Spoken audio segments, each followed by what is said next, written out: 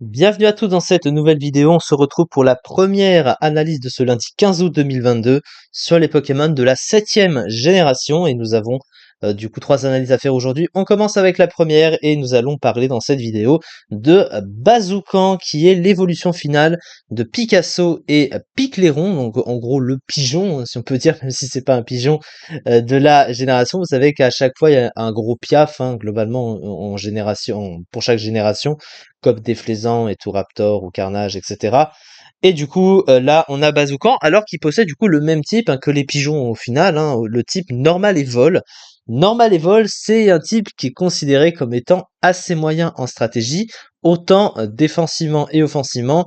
La faute à quoi? Le type normal, qui est malheureusement un très mauvais type dans le jeu.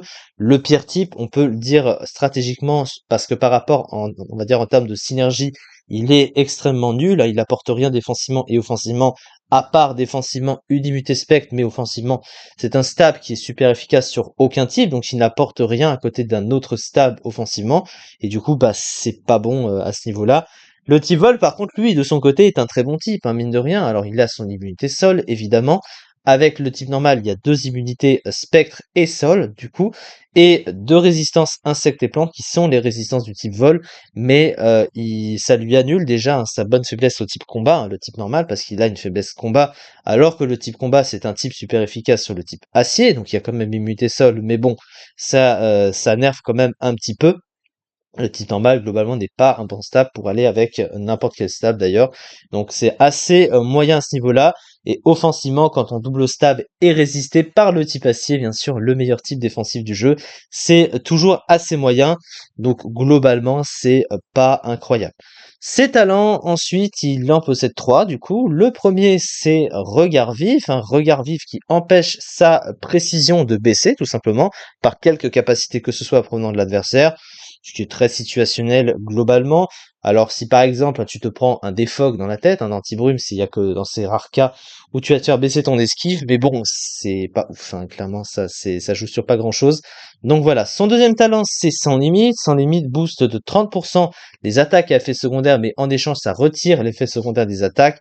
Malheureusement c'est pas trop adapté parce qu'il a pas un full avec beaucoup d'attaques qui ont justement des effets secondaires et qui profiteraient de ça. Alors il y en a, mais enfin non, il y en a presque, il y en a quelques-unes, mais c'est trop peu rempli, donc c'est pas vraiment utile. Il y a peut-être bon des tricanons, on va dire, peut-être que sabotage peut-être, je ne sais pas, ou surchauffe, voilà, mais il y a trop peu d'attaques qui ont qui ont cette particularité-là. Alors c'est vrai que sans limite annule aussi le recul de l'orbe vie, par exemple, mais non, le Moufou n'est pas assez adapté. Par contre, ce qui va être plus adapté au niveau du talent, c'est plutôt son dernier talent, à savoir multi-coup. Alors multi-coup, qu'est-ce que ça fait? Eh bien, toutes les attaques qui tapent plusieurs fois, en gros, vont toujours taper le maximum de coups. Donc, par exemple, Bullrock ou Balgrain vont toujours taper 5 fois pour l'attaque. Ce qui, du coup, porte la puissance de l'attaque au maximum. Et pour une attaque, donc j'ai pris l'exemple de Balgrain, qui est juste ici, qui a du coup 25 de puissance, comme elle va taper à chaque fois 5 fois, et ben ça fait virtuellement une attaque neutre de type plante qui a 125 de puissance, et donc évidemment c'est assez fort. Donc c'est plutôt pas mal, et du coup surtout il a le move pool pour aller avec, puisqu'il a Balgrain et Bullrock, un Bullrock qui profite également de cette attaque. Après il doit également avoir Fury, je crois, je sais plus comment ça s'appelle Fury Fury, voilà, qu'on peut voir là, qu'il a encore c'est stabé et ça voilà, ça peut taper 5 fois, donc c'est vrai que c'est une attaque nulle dans les faits, mais comme ça tape toujours plusieurs fois et que c'est stabé, voilà, ça profite d'un peu de puissance quand même. À côté, bah du coup on est déjà sur le move pool, donc on va parler de ça. Alors dans l'ensemble, il a du coup un move pool correct avec des moves adaptés, donc on l'a vu à son talent de multi-coup, et à côté il a des moves corrects plutôt utilitaires. Il a accès à Boom Burst, alors qui est spécial, mais c'est quand même très fort, 140 de puissance stabé, c'est pas mal. Il a Rapace bien sûr, son attaque signature Bec Canon est pas vraiment conseillé puisque c'est une attaque qui charge le tour au tour 1 et qui tape après, donc tu perds un tour pour pouvoir lancer une attaque qui fait du coup des dégâts moyennant sur 2 tours moins bons que si tu faisais par exemple 2 rapaces, puisque tu feras plus de dégâts avec 2 rapaces qu'avec une attaque à recharge sur le tour suivant. C'est comme si que la division des dégâts était réduite de moitié artificiellement si tu moyennes les 2 tours.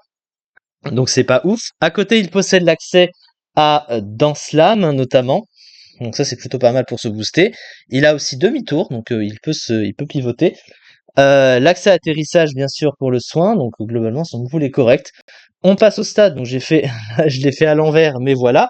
Alors, ses stats, il a une attaque de 120, donc une attaque à puissance correcte, globalement, mais le reste des statistiques reste relativement médiocre, avec une très mauvaise vitesse de 60 surtout, ce qui est mauvais pour un Pokémon offensif, et un bulk offensif de Pokémon offensif correct sans être exceptionnel, hein, avec 75 dans les défenses et 80 en PV, et son attaque spéciale, 75 qui est faible, même si bon, on a par exemple de rares attaques très puissantes comme le fameux Boom Burst qui peut parfois servir, ou alors d'autres attaques, notamment Surchauffe, qui est une attaque en fait super efficace sur le type acier, hein. Vous voyez que c'est utilisé avec une orbe vie, donc voilà, on essaie d'utiliser une puissance mixed, donc mixed attaqueur qui tape à la fois sur le physique et sur le spécial pour surprendre l'adversaire, donc voilà.